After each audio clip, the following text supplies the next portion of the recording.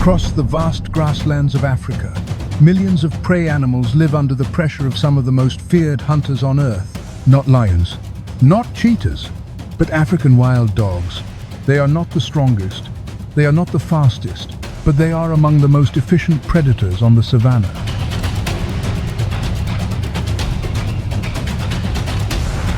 When the pack begins to run, every member knows exactly where it needs to be. There is no threatening roar, no display of raw power, only perfect coordination and a pursuit that does not let up. With a hunting success rate that can exceed 80%, African wild dogs hold a record that many predators on the plains could only envy. For antelope, young wildebeest, or any prey caught in their sights, time is no longer measured in minutes, it is measured in seconds. This is the story of one of the most remarkable hunting machines on the savanna. Welcome to the world of the African wild dog.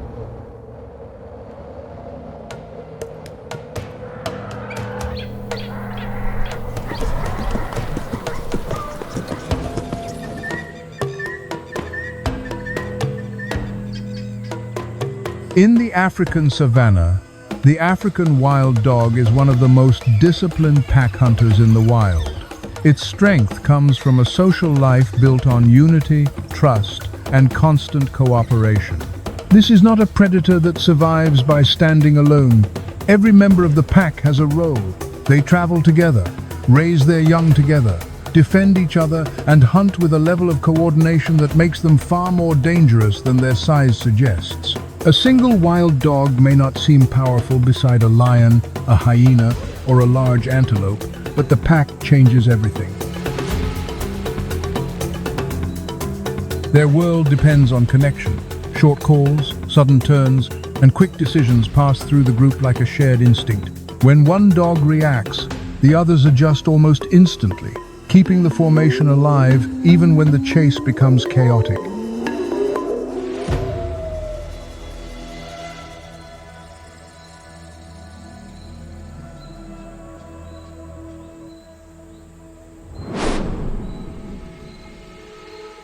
Across open grassland, riverbanks, and harsh dry plains, that discipline is tested again and again. Against stronger rivals and faster prey, the African wild dog survives by moving as one body with many minds.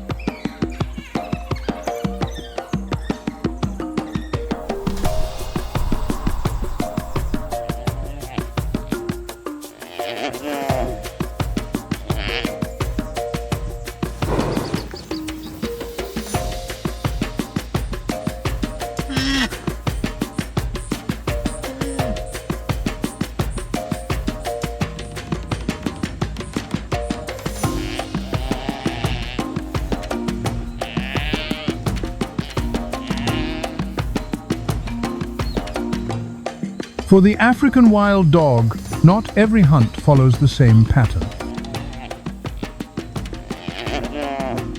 Some prey survive through speed, others survive by standing their ground. That is why the pack must read each target before the chase truly begins.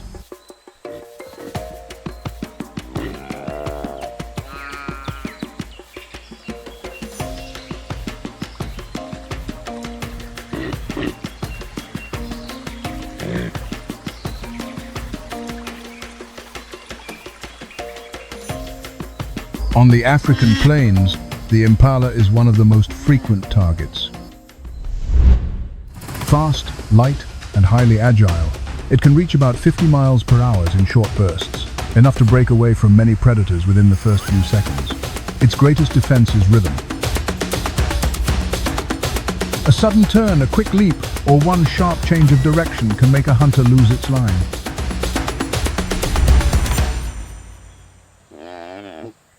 Against an impala, wild dogs cannot depend on one explosive rush. They spread out and turn the chase into pressure from several angles.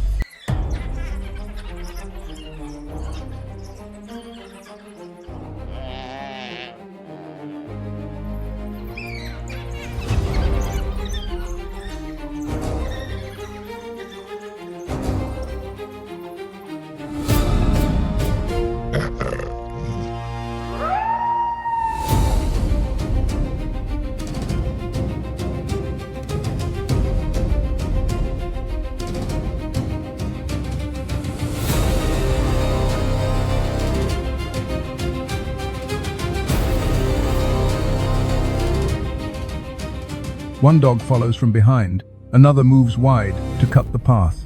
The rest hold enough distance to keep the impala running, forcing it to spend energy with every decision.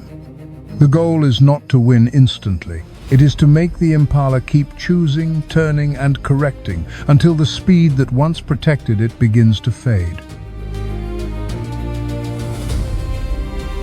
Under favorable conditions, African wild dogs can reach a hunting success rate of up to around 80%, and hunts like this help explain why. Their strength is not only speed, it is the discipline to keep the formation working after the first burst has passed.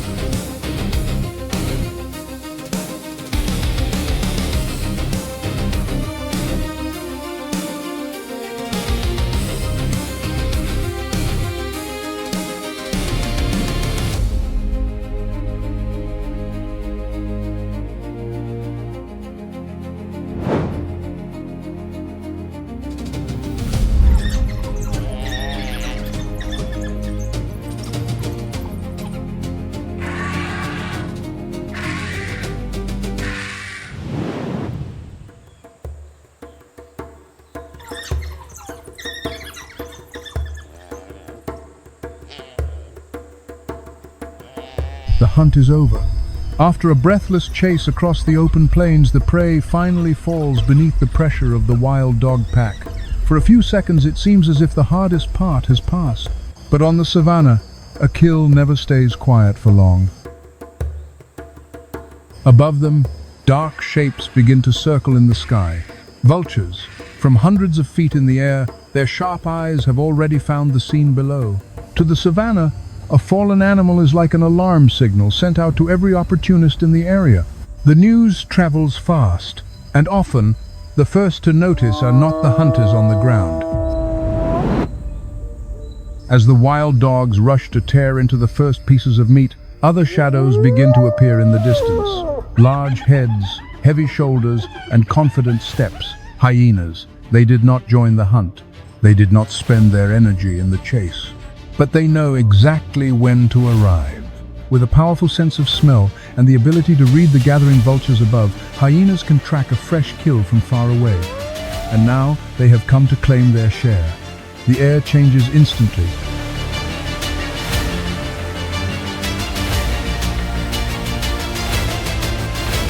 The excited calls of the wild dogs begin to shift into sharp, nervous warnings. Every second matters, because the pack knows this meal could disappear at any moment. A wild dog may be an exceptional hunter, but against the heavy bodies, crushing jaws, and growing numbers of hyenas, that advantage begins to shrink. The distance between the two sides closes, and the tension rises with every step. A new confrontation is about to begin. This time, it is no longer a battle between predator and prey, it is a battle between predators. Can the wild dogs hold on to the meal they worked so hard to earn, or will it fall into the jaws of the savannah's most notorious thieves?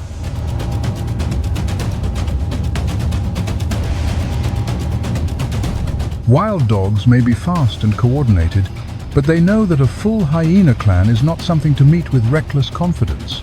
In many encounters, the first decision is not attack, it is distance. The wild dogs read the number of hyenas, the space around them, and the risk to the pack. If the pressure becomes too heavy, they may give ground, because losing a meal is still better than losing a member of the group. But this does not mean the wild dog always runs. When a single hyena is caught away from its clan, the balance can shift quickly. The same pack that avoids a larger group can suddenly become aggressive, closing in from several directions and turning the hyena's strength into a problem. One dog moves in and pulls back. Another cuts across the side. Others circle behind, forcing the isolated rival to keep turning without ever finding a clean angle. This is where the wild dog's discipline becomes a weapon. The pack does not need to overpower the hyena in one direct clash. It only needs to keep the pressure moving, break the rival's rhythm, and make every escape route feel uncertain. The hyena relies on mass, bite force, and toughness. The wild dogs rely on speed, timing, and constant adjustment. When the hyena has numbers behind it, the wild dogs often choose caution. But when the hyena stands alone, the pack can reverse the situation and make the heavier predator look suddenly exposed.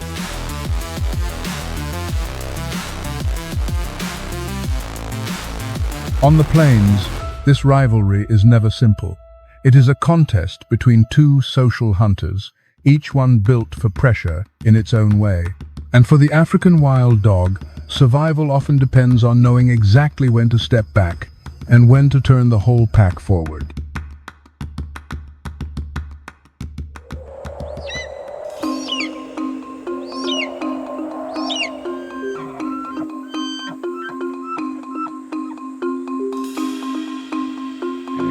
The oryx brings a different challenge. In harsh, dry regions, an adult oryx can weigh around 450 pounds and carry straight horns over 3 feet long. It is not built to flee in panic. When threatened, it can lower its head, pivot its body, and turn those horns into a dangerous barrier.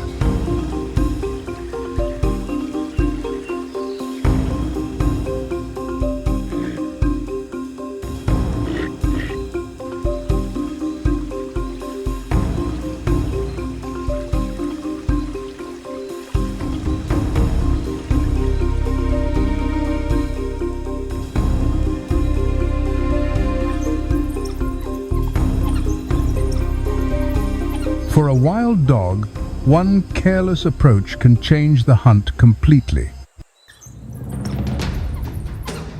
So the pack uses a different kind of patience.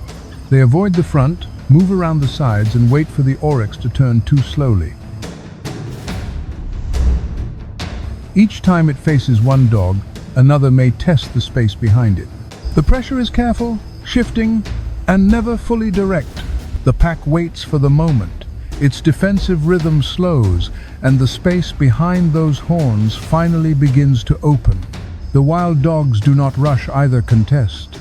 They spread, adjust, and keep the pressure alive until the prey has fewer choices left. And on the plains, that slow closing of space is often where the hunt begins to turn.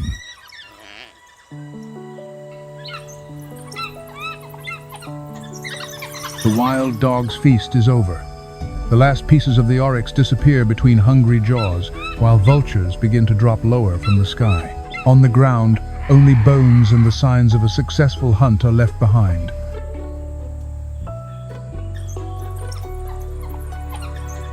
But for African wild dogs, one meal rarely keeps the pack satisfied for long. Their bodies demand constant energy, and with young animals and growing members to feed, the pack must keep moving. Only a few hours later, they are crossing the savannah again.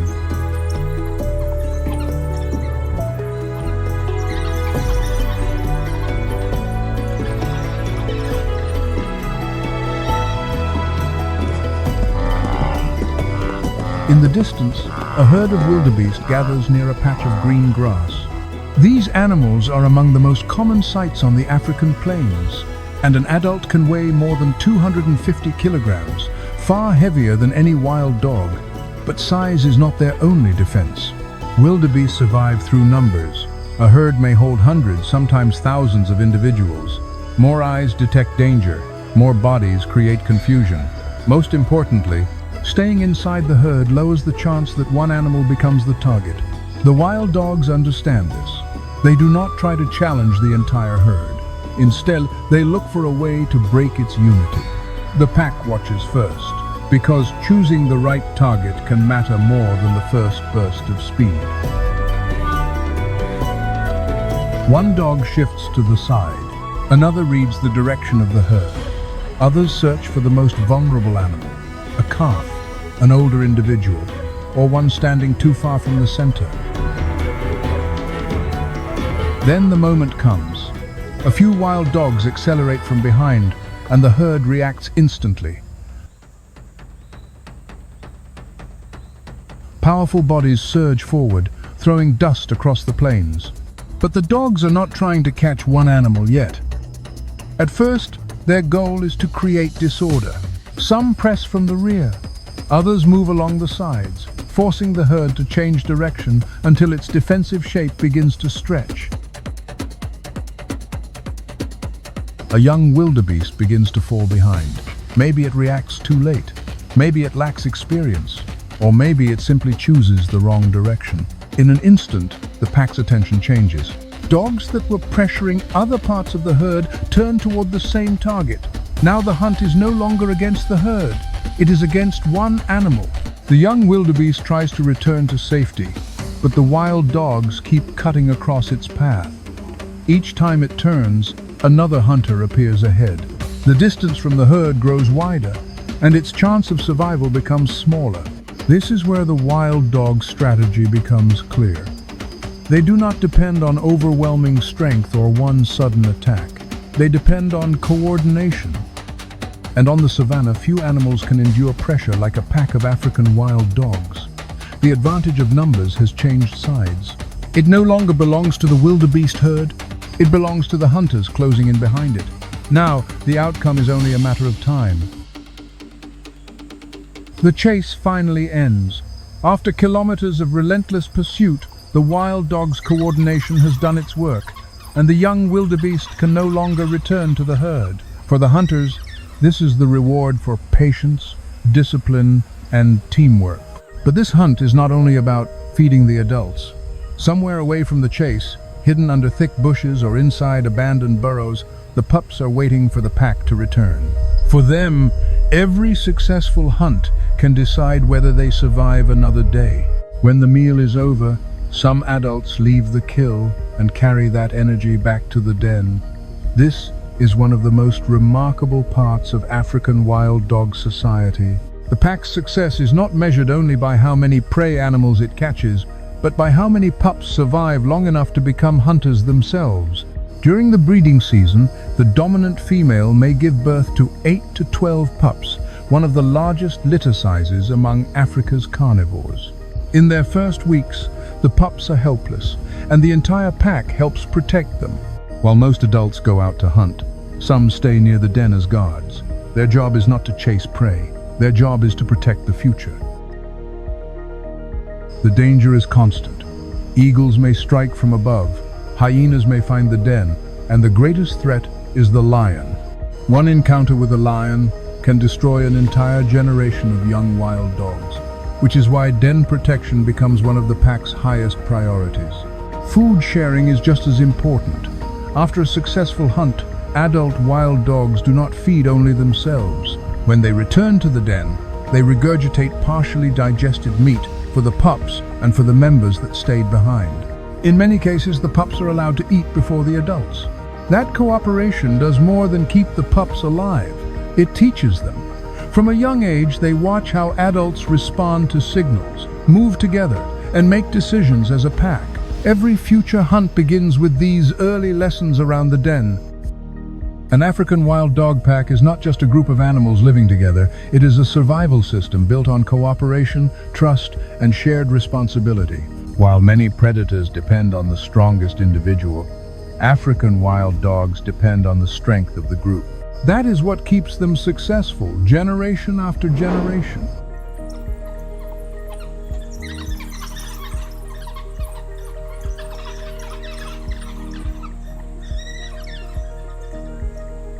The wild dog's feast has only just begun. But on the savanna, bringing prey down is only half the battle. Keeping it is the real test. The smell of blood travels quickly on the wind. An unwanted visitor appears. A full-grown male lion moves toward the kill. It does not rush. It does not roar. It does not need to hide. Its confidence comes from a place near the top of the food chain, where strength alone can force other hunters to make way. The wild dogs react instantly. Warning barks rise across the grass. Some circle the lion from a distance, while others move in from behind, then retreat before the danger becomes too great. They are trying to buy time, trying to keep a few more moments with the meal, because somewhere not far away, pups are waiting at the den for food to return. But the difference in strength is too great. In the end, the pack is forced to surrender the kill. For wild dogs, losing food is better than losing an adult member of the group. Yet the stolen meal is not the only danger. Food can be hunted again. Other losses cannot. Across the African plains, lions and wild dogs compete for the same prey, the same hunting grounds, and sometimes the same territory. Researchers have recorded cases where lions kill wild dogs when given the chance, often without feeding on them afterward. This is not always hunting. It can be the removal of competition. And the most vulnerable targets are the pups. Hidden in thick cover or abandoned burrows, the den holds the next generation of the pack. The pups cannot run fast enough. They cannot defend themselves. If a lion finds them, an entire litter can be lost in a short time. Today, that fear begins to take shape. After taking the kill, the lion does not leave the area. It continues walking through the grassland where the wild dogs live, moving slowly but directly toward the den.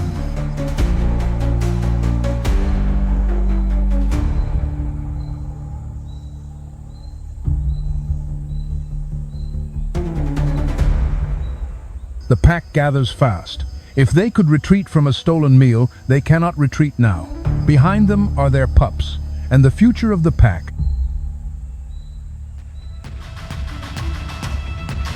As the lion moves closer, the wild dogs begin to harass it from every side. One rushes in from behind and pulls away. When the lion turns, another appears from the flank. Then another comes from the opposite direction. The pressure does not stop. This is not a fight built on strength. It is built on coordination. No wild dog stays in danger for too long. None faces the lion alone. They take turns forcing it to look, turn, and react again and again. The risk is enormous. One accurate strike from the lion could badly injure or kill a wild dog. But if the lion reaches the den, the cost could be far worse. After several tense minutes, the lion slows. It stops, watches the restless pack around it, then finally turns away. The wild dogs follow only from a safe distance, making sure the threat keeps moving until it disappears. The pups have survived, at least for today. On the savannah, the conflict between lions and African wild dogs is not only about food. It is a long struggle between two powerful predators. One carries overwhelming strength. The other carries the weapon that has kept it alive for generations: cooperation. And sometimes, that unity is strong enough to challenge even the king of the plains.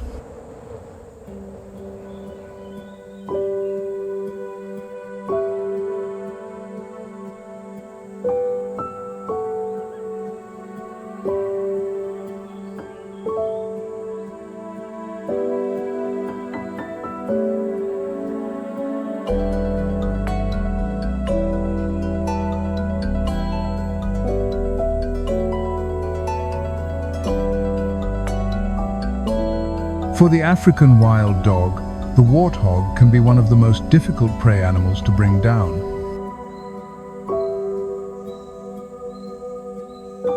It may look like a smaller target on the plains, but it is tough, alert, and dangerous when cornered. An adult warthog can weigh around 200 pounds, with curved tusks that make every close approach risky. It often lives in family groups and reacts quickly when danger comes near, especially when young are around.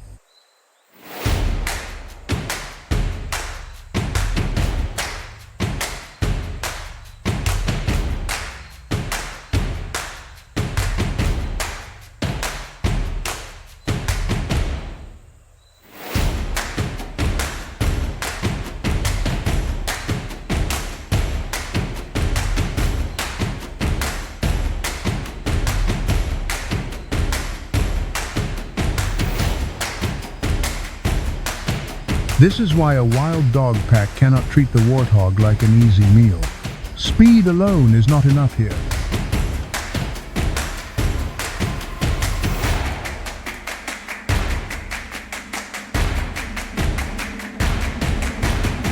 A warthog that keeps its front toward the pack can force the dogs to hesitate. Its head stays low, its body turns with the threat, and those tusks make the front line dangerous.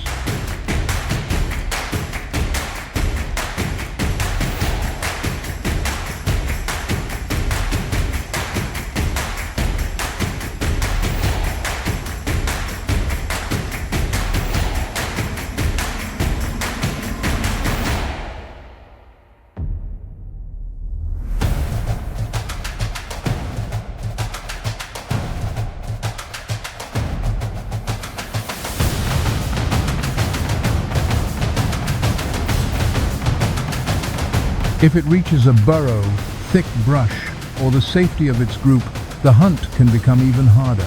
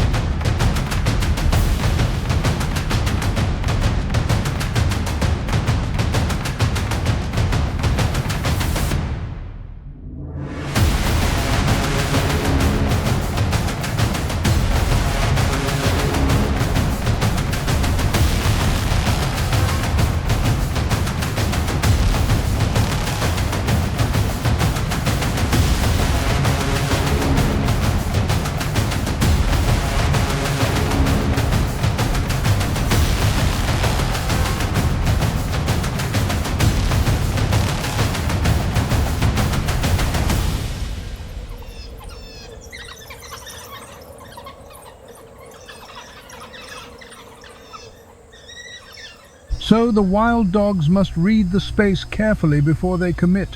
They spread out instead of rushing straight in. One dog moves close enough to make the warthog turn. Another approaches from the side.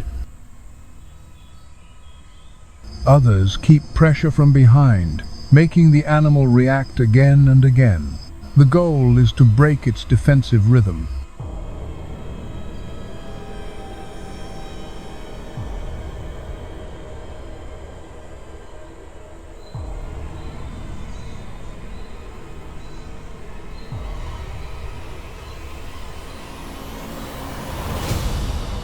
Every turn costs energy.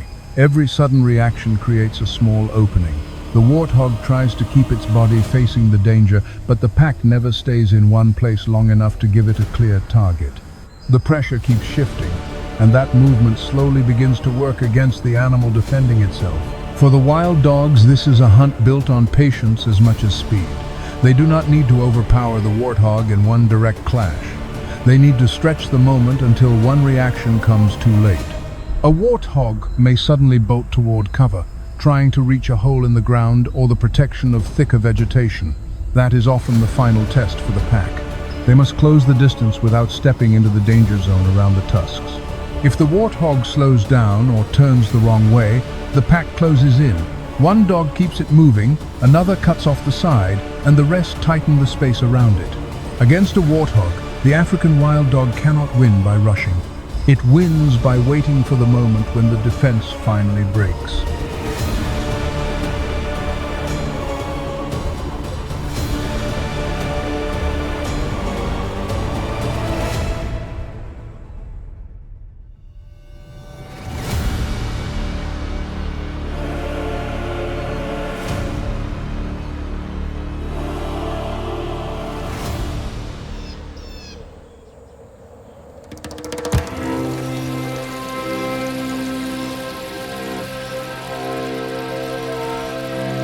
During the dry season, the riverbank becomes one of the busiest and most dangerous places on the African plains. Water is harder to find, so antelope, wildebeest, warthogs, lions, hyenas, and wild dogs all move closer to the same river margins.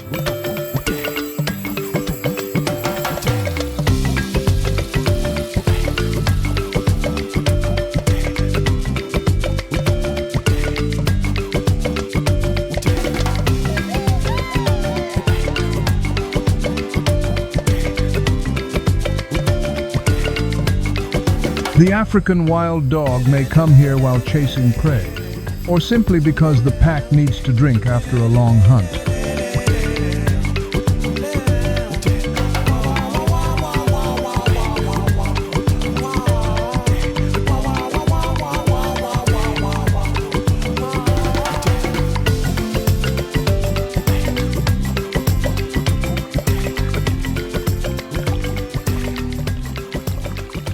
That is where the crocodile enters the story.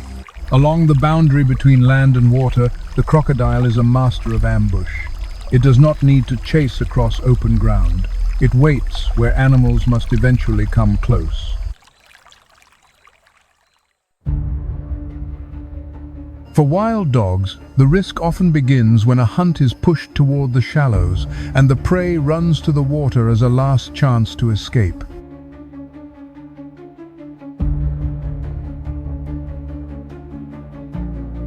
When prey runs toward the shallows, the wild dogs cannot follow with the same confidence they have on open ground.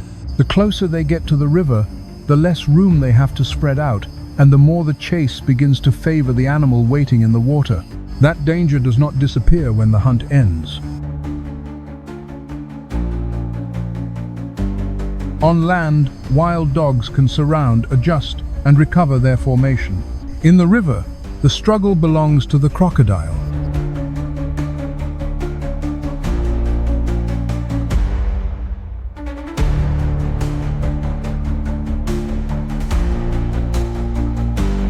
That is why the riverbank tests the wild dog in a different way.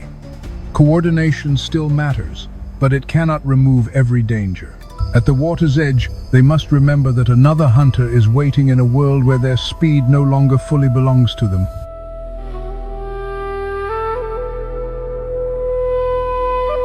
In the end, the African wild dog survives because the pack is more than a hunting group. It is family, memory, and protection moving together across the savannah. Their bond does not end when the chase is over. In some cases, a wild dog that has left the pack, been injured, or lost a new group may still be accepted again by its former family. A sister, a daughter, or a brother can return, and the pack may open its circle once more. In a world this harsh, that kind of connection feels almost sacred. Across the plains, they face stronger rivals, dangerous prey, and places where one mistake can change everything. But what stays with them is the same bond that holds the pack together. Nature can be brutal, yet the African wild dog shows that loyalty can become a force of survival. For more stories like this, subscribe and follow the journey deeper into the wild.